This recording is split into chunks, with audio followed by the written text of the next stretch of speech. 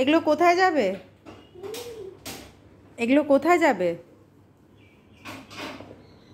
কাশ্মীর? কাশ্মীর যাবে? কাশিম যাবে? আচ্ছা, তুই এগুলো গাড়িতে করে নিয়ে যাবি? সব দিদি যা যা কেটে রেখেছে সব নিয়ে যাবি? ইস, কি কি বলেছিস দেখি। এগুলো কি বল?